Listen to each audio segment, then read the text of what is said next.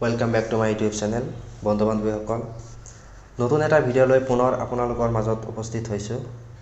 আজিৰ ভিডিঅ'ৰ জৰিয়তে দেখাম অলপতে প্ৰকাশ পোৱা জিটি আৰু পিজিটি পোষ্টৰ কাৰণে এতিয়া আপোনালোকে সকলোৱে জ্ঞাত যে অনলাইন আবেদনৰ প্ৰক্ৰিয়া আৰম্ভ হৈছে।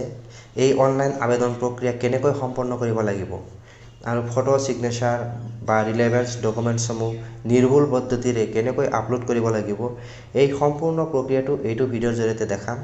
গতিকে ভিডিঅ'টো সম্পূৰ্ণ চাবলৈ আহ্বান জনাইছোঁ। যদি আপুনি এই চেনেলত নতুন তেতিয়াহ'লে ছাবস্ক্ৰাইব কৰিব আৰু বেল আইকনটো বন্ধু বান্ধৱীসকল প্ৰথমে আপুনি যিকোনো এখন ব্ৰাউজাৰ অ'পেন কৰি ল'ব। চাৰ্চ কৰিব madhyamik.assam.gov.in। চাৰ্চ কৰাৰ লগে লগে আপোনাৰ সন্মুখত এই ৱেবছাইটখন অ'পেন হ'ব। এই ৱেবছাইটখনত তলৰ ফালে স্ক্ৰল কৰিব। স্ক্ৰল ডাউন কৰাৰ পাছত ইয়াত চাবলৈ পাইছে apply for post of GT and PGT of government and provincialised school under DSE Assam on or before 28/2/23। আপোনালোকে সকলোৱে গম পায় যে 28 ফেব্ৰুৱাৰী লাষ্ট ডেট। গতিকে এইটো লিংকত ক্লিক কৰি দিব। লিংকত ক্লিক কৰাৰ লগে লগে আপোনাৰ সন্মুখত এই ৱেব পেজখন অ'পেন হ'ব। এই ৱেব পেজখনত for GT of government school, PGT of government school, GT of provincialised school, PGT of provincialised school এইখিনি আহিছে। যদি আপুনি জিটিৰ কাৰণে এপ্লাই কৰিব তেতিয়াহ'লে জিটি গভৰ্ণমেণ্ট স্কুলত ক্লিক কৰিব আৰু যদি প্ৰভিঞ্চিয়েলাইজড স্কুলত এপ্লাই কৰিব বিচাৰে তেতিয়াহ'লে জিটি প্ৰভিঞ্চিয়েলাইজড স্কুলৰ লিংকত ক্লিক কৰিব। যিহেতু মই এইটো দেখাম জিটি গভৰ্ণমেণ্ট স্কুলত এপ্লাই কৰি দেখাম, গতিকে মই প্ৰথম লিংকত ক্লিক কৰিছোঁ। ক্লিক কৰাৰ লগে লগে এইটো ইণ্টাৰফেচ আপোনাৰ সন্মুখত আহিব। ইয়াৰ পৰা আপুনি ভেকেঞ্চি ডিটেইলছ চেক কৰিব পাৰিব, district wise, subject wise. Candidates have to register separately for applying in multiple post and districts. এইটো গুৰুত্বপূৰ্ণ পইণ্ট। আপুনি যদি মাল্টিপুল পোষ্টৰ কাৰণে এপ্লাই কৰে আৰু মাল্টিপুল ডিষ্ট্ৰিক্টত এপ্লাই কৰে তেতিয়াহ'লে ছেপাৰেটলি এপ্লাই কৰিব লাগিব। এই ক্ষেত্ৰত আপুনি নতুন একাউণ্ট ক্ৰিয়েট কৰিব লাগিব আৰু প্ৰতিটো ডিষ্ট্ৰিক্টৰ কাৰণে প্ৰতিখন এপ্লিকেশ্যন ছাবমিট কৰিব লাগিব। যিহেতু মই এতিয়ালৈকে ৰেজিষ্টাৰ কৰা নাই তো একচেপ্ট এণ্ড কণ্টিনিউ টু ৰেজিষ্টাৰত ক্লিক কৰিছোঁ। এতিয়া নিউ ৰেজিষ্ট্ৰেশ্যন ফৰ্ম অ'পেন হৈছে। এই ফৰ্মখন ফিল আপ কৰিব লাগিব। ফিল আপ কৰিবলৈ হ'লে কেয়াৰফুলি চাব ভেকেঞ্চি টাইপ, আপুনি কি পোষ্টৰ কাৰণে এপ্লাই কৰিব বিচাৰিছে। যিহেতু মই গ্ৰেজুৱেট টিচাৰ আৰ্টছত এপ্লাই কৰিম, গতিকে গ্ৰেজুৱেট টিচাৰ আৰ্ট ছিলেক্ট কৰি লৈছোঁ। আপোনাৰ হিচাপত আপুনি এইটো ছিলেক্ট কৰি ল'ব। তাৰপিছত এপ্লাইড ডিষ্ট্ৰিক্টছ, আপুনি কোনটো ডিষ্ট্ৰিক্টত এপ্লাই কৰিব বিচাৰিছে ভেকেঞ্চি লিষ্টখন চাই ল'ব প্ৰথম অৱস্থাত ধুনীয়াকৈ। তাৰপিছত মই বৰপেটা ছিলেক্ট কৰি লৈছোঁ। Medium of school applied in, যিহেতু মই আছামিজ মিডিয়ামৰ স্কুলত এপ্লাই কৰিম, গতিকে আছামিজ ছিলেক্ট কৰি লৈছোঁ। তাৰপাছত আছে MIL ইন HSLC। HSLCত MIL মোৰ অসমীয়া আছিল, গতিকে মই আছামিজ ছিলেক্ট কৰি লৈছোঁ। এতিয়া দিব লাগিব কেণ্ডিডেট নেম। মোৰ নাম মই ফিল কৰি লৈছোঁ। Father's name, mother's name, gender, category, মই যিহেতু জেনেৰেল হওঁ গতিকে মই জেনেৰেল ছিলেক্ট কৰি লৈছোঁ। নেক্সট আছে এক্স ছাৰ্ভিচমেন, যদিহে আপুনি এক্স ছাৰ্ভিচমেন হয় আৰ্মি বা নেভি বা এয়াৰফ'ৰ্চত তেতিয়াহ'লে সেই হিচাপত ছিলেক্ট কৰি ল'ব।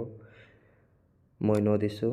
ডিফাৰেণ্টলি ডিজেবলড কোনোবাই হ'লে তেতিয়াহ'লে ইয়েছ দিব লাগিব। ইয়াত ডেট অফ বাৰ্থ দিব লাগিব, কেয়াৰফুলি দিব যাতে কোনো ভুল নহয়।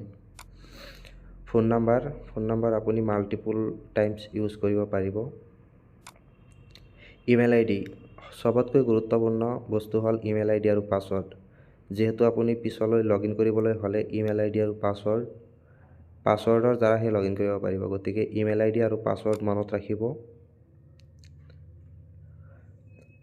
তাৰপিছত এণ্টাৰ কৰক পাছৱৰ্ড এণ্টাৰ কৰিব। পাছৱৰ্ডৰ ক্ষেত্ৰত কোনো ধৰণৰ নিয়ম নাই, আপুনি পাছৱৰ্ড যিকোনো এটা দিলেই হ'ব। নাম্বাৰ দিব পাৰে অথবা লেটাৰ দিব পাৰে বা কেৰেক্টাৰ দিব পাৰে। মই পাছৱৰ্ড ছেট কৰি লৈছোঁ। পাছৱৰ্ড কনফাৰ্ম কৰি ল'ব। মই পাছৱৰ্ড কনফাৰ্ম কৰিছোঁ। Are you permanent resident of Assam, গতিকে এইটো ইয়েছ ৰাখিব। মই ক্ৰিয়েট নিউ একাউণ্টত ক্লিক কৰি দিছোঁ। ক্লিক কৰাৰ লগে লগে আপোনাৰ একাউণ্ট ক্ৰিয়েট হৈ গ'ল। একাউণ্ট এতিয়া ক্ৰিয়েট হৈ গ'ল। এতিয়া এড্ৰেছ অফ কমিউনিকেশ্যন, এটা আপোনাৰ কমিউনিকেশ্যন এড্ৰেছ দিব লাগিব। গতিকে মই কমিউনিকেশ্যন এড্ৰেছ দি দিছোঁ। যিহেতু ভিলেজ পোষ্ট অফিচৰ অপশ্যন নাই, গতিকে এইখিনিত লিখি দিব লাগিব। মই চন অফ লিখি দিছোঁ। এতিয়া ভিলেজ পোষ্ট অফিচ আৰু পিয়াছটো দি দিছোঁ, যিহেতু ডিষ্ট্ৰিক্টৰ অপশ্যনটো তলত দিয়া আছে। এতিয়া ডিষ্ট্ৰিক্টটো লিখি দিছোঁ। এতিয়া পিনক'ড, মই পিনক'ড এণ্টাৰ কৰিছোঁ। যদি আপোনাৰ কমিউনিকেশ্যন এড্ৰেছ আৰু পাৰ্মানেণ্ট এড্ৰেছ ছেম হয়, তেতিয়াহ'লে এই তলত থকা বক্সটোত ৰাইট চিহ্ন দি দিব। এইটোত দিয়াৰ লগে লগে আপোনাৰ এড্ৰেছ ছেম আহি যাব, কপি হৈ ইয়াত আহি যাব। এতিয়া have you clear the secondary TET, যিহেতু টেটটো বাধ্যতামূলক, গতিকে এইটো ইয়েছ ৰাখিব লাগিব। গতিকে ইয়েছ ৰাখিছোঁ। আপোনালোকে ইয়েছ ৰাখিব। তাৰপিছত টেট ৰোল নম্বৰটো দিব, কেয়াৰফুলি দিব যাতে ভুল নহয়, যিহেতু টেট ৰোল নম্বৰটো মিলাই চাব যেতিয়া আপোনাৰ ডকুমেণ্টছৰ ফিজিকেল ভেৰিফিকেশ্যন হ'ব। এতিয়া ছেভ এণ্ড নেক্সটত ক্লিক কৰি দিব। ছেভ এণ্ড নেক্সটত ক্লিক কৰাৰ লগে লগে এতিয়া মই আহি গ'ল আপোনাৰ আদাৰ ডিটেইলছত দিব লাগিব। ৱৰ্কিং এজ এ টিচাৰ, যদি আপুনি টিচাৰ হিচাপে কাম কৰি আছে তেতিয়াহ'লে সেই হিচাপত ইয়াত অপশ্যন ছিলেক্ট কৰি ল'ব। Secondary contractual, secondary fix pay, provincialise, government school, regular, গতিকে মই ন দিছোঁ। তাৰপাছত আছে years of teaching experience as contractual, যদি আপুনি কণ্ট্ৰেকচুৱেল হিচাপে কাম কৰিছে, এক্সপিৰিয়েঞ্চটো 1 অথবা 2 ইয়াৰ্ছ হ'লে ইয়াত দি দিব পাৰে।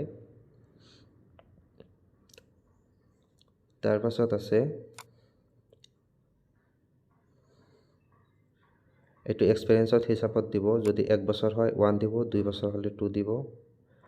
আৰু এইটো আছিল ষ্ট্ৰেংথেনিং অফ ছেকেণ্ডাৰী এডুকেশ্যনৰ আণ্ডাৰত, যিসকলে কণ্ট্ৰেকচুৱেল বেচিছত কাম কৰি আছিল সেইসকলৰ বাবেহে।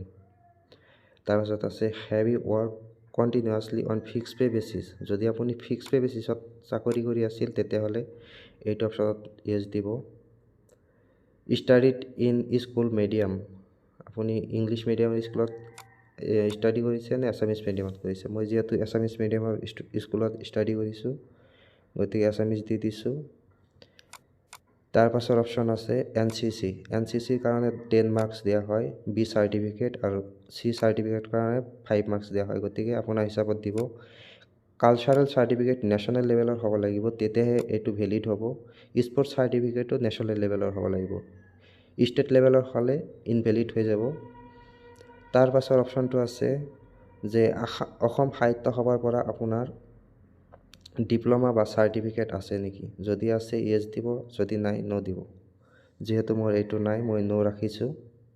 এতিয়া ছেভ এণ্ড নেক্সটত ক্লিক কৰি দিব। ছেভ এণ্ড নেক্সটত ক্লিক কৰাৰ লগে লগে আপোনাৰ কোৱালিফিকেশ্যন দিব লাগিব। এতিয়া কোৱালিফিকেশ্যনৰ পেজ অ'পেন হৈছে। এতিয়া 10th HSLCৰ ডিটেইলছ দিব লাগিব। মই ৰোল নম্বৰ এণ্টাৰ কৰিছোঁ।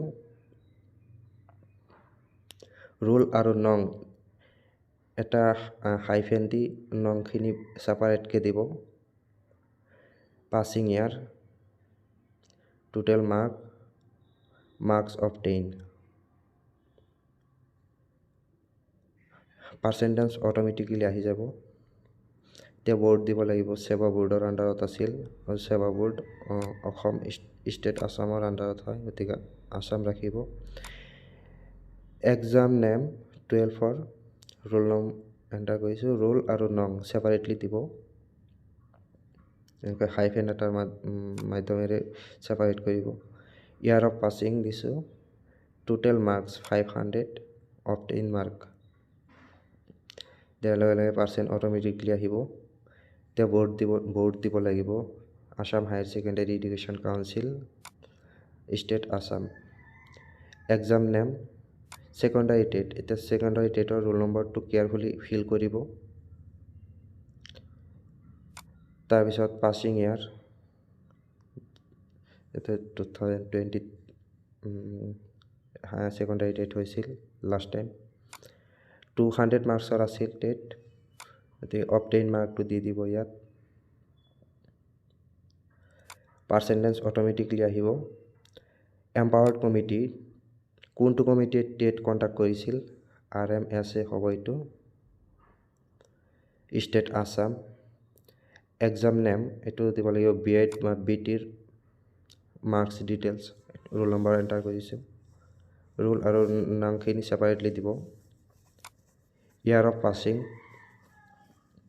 টোটেল মাৰ্কছ 1400 মাৰ্কছৰ আছিল, মাৰ্কছ অবটেইন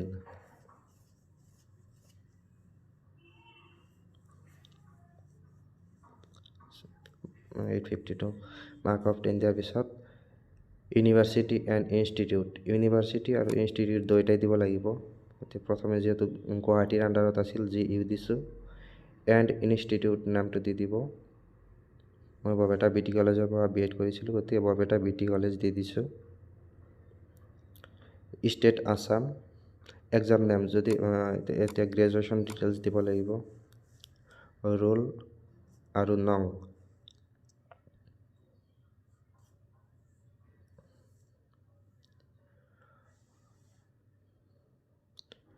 তাৰপাছত year of passing, total marks, অনাৰ্ছত টোটেল মাৰ্কছ 1700 আছিল, 1700 দি দিছোঁ।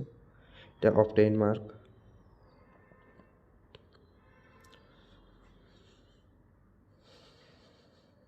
কলেজ অথবা ইউনিভাৰ্চিটিৰ নামটো দিব দিছে, এতিয়া মই কলেজত পঢ়িছিলোঁ, কলেজ দি দিছোঁ, মই কলেজৰ নামটো দি দিছোঁ।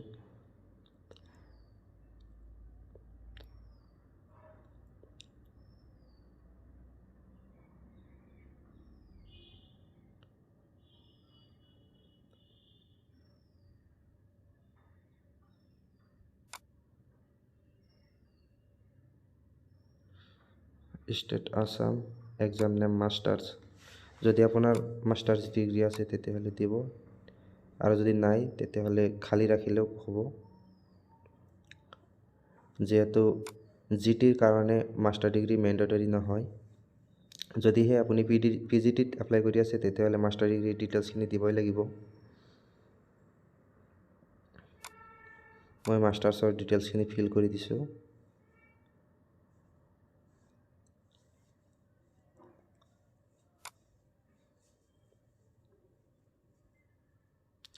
এতিয়া ছেভ এডুকেশ্যনেল ডিটেইলছত ক্লিক কৰিব লাগিব, আৰু পুনৰবাৰ চেক কৰি চাব পাৰে। যদি পিছলৈ কনফাৰ্মেশ্যন কৰিব আহিব, পিছলৈ যদি আপুনি এডিট কৰিব পাৰিব, তথাপি ভালকৈ চাই ল'ব। ছেভ এডুকেশ্যনেল ডিটেইলছত ক্লিক কৰি দিব। ক্লিক কৰাৰ লগে লগে এতিয়া আপলোড ডকুমেণ্টছ আপলোডছ হয়, এতিয়া সকলো ডকুমেণ্টছ আপলোড কৰিব লাগিব। পাছপোৰ্ট চাইজ ফটো, আপুনি ফটোৰ চাইজ মিলাই ল'ব। প্ৰথম অৱস্থাত 3x4, ৱাইড এণ্ড হাইট মিলাই ল'ব 3x4ত। তাৰপিছত ফাইলটো ছিলেক্ট কৰিব, যিহেতু মই মিলাই ৰাখিছোঁ আগতে, মই ফাইল ছিলেক্ট কৰিছোঁ। এতিয়া আপলোডত ক্লিক কৰিছোঁ। আপলোডত ক্লিক কৰাৰ লগে লগে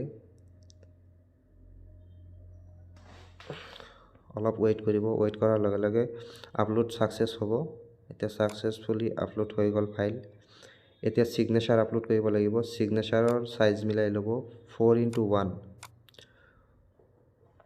মই যিহেতু মিলাই ৰাখিছোঁ, মই আপলোড কৰি দিছোঁ। ছাকচেছফুলি আপলোড হৈ গ'ল, ফটো ছিগনেচাৰ আপলোড হৈ গ'ল।